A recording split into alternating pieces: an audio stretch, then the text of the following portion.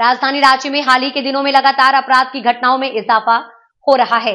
दूसरे राज्यों या जिलों से आकर अपराधी रांची में किराए पर मकान लेते हैं और फिर वारदातों को अंजाम देकर फरार हो जाते हैं, जिसे लेकर अब रांची पुलिस टीनेट वेरिफिकेशन को लेकर गंभीर है। रांची में हाल ही के दिनों में अपराध की घटनाओं में इजाफा हुआ है, जिसे लेकर एक बार फिर रांची पुलिस अपने पुराने हथियार को फाइलों से निकाल धरातल पर उतारने की कवायद में जुट गई है। इसे लेकर बाकायदा माइकिंग पर लोगों को टीनेज किराएदार वेरिफिकेशन को लेकर जागरूक किया जा रहा है। मामले की जानकारी देते हुए राज्य के ग्रामीण एसपी सुमित अग्रवाल ने बताया कि राजधानी रांची में कई घटनाओं में देखा गया है कि रांची में अपराध की घटना में शामिल अपराधी रांची से बाहर के रहे जो किराए पर मकान लेते हैं और फिर रांची में ही वारदात को अंजाम देकर फरार हो जाते हैं, लेकिन मकान मालिक को इसकी भनक तक नहीं पड़ती और न ही इसके पास कोई स्पष्ट जानकारी किराएदार से संबंधित होती है, जिसे लेकर ही पुलिस इसे गंभीर है।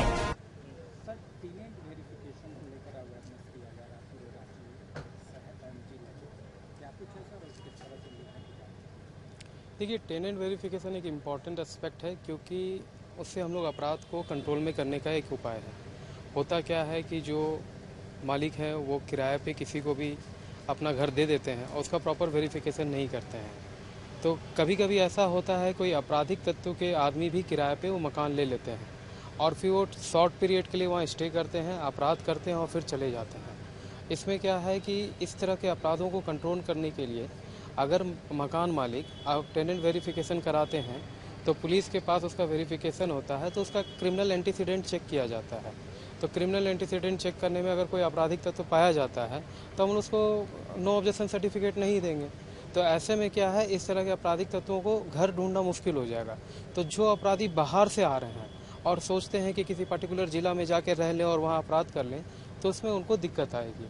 तो इस तरह से इस तरह के अपराधों को कंट्रोल किया जा सकता है। जैसा कि प्रायतर आप छिनतई के केसेस में देखेंगे, बाइक चोरी के केसेस में देखेंगे, इवन मर्डर के केसेस में देखेंगे कि आपको पता चलेगा अपराधी बाहर के कोई गिरोह हैं, यहाँ 10-15 दिनों से पर्टिकुलर जगह पर रह रहे थे, फिर उन्होंने घटना किया और घटना करने के बाद फिर यहाँ से वो चले गए।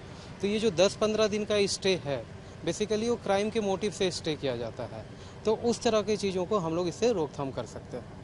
कितना फायदेमंद होगा खास करके उग्रवादी? राज्य के नामकुम थाना क्षेत्र स्थित मौलाना आजाद कॉलोनी में किराए पर मकान लेकर अवैध कॉल सेंटर का संचालन।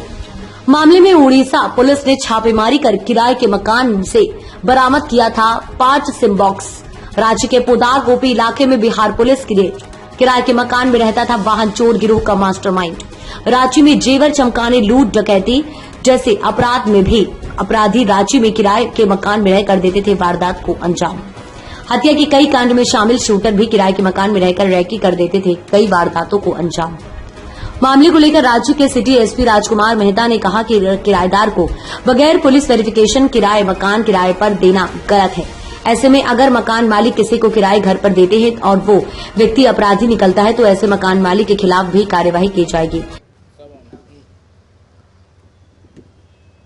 रांची शहर में खास करके अपराधियों को जो छुप करके रहते हैं उनकी वेरिफिकेशन काफ़ी आवश्यक है और इस आवश्यकता को देख करके, क्योंकि अपनी आइडेंटिटी छुपा करके कई तरह के क्राइम करते हैं, इस आलोक में सभी थाना प्रभारियों को निर्देश दिया गया है कि आप अपने क्षेत्र में जो टेनेंट हैं उनकी प्रॉपर वेरिफिकेशन करेंगे, उनके आधार कार्ड, और ये खास करके जो हाउस ऑनर है ये उनकी रिस्पॉन्सिबिलिटी है कि यदि आप किसी व्यक्ति को रख रहे हैं, अनजान व्यक्ति को रख रहे हैं, तो उनकी प्रॉपर वेरिफिकेशन करा लें कि उनके आधार कार्ड ओरिजिनल हैं या नहीं हैं, उनके और भी अन्य डॉक्यूमेंट के चेक करके ही आप उनको टेनेंट बनाने का काम करेंगे।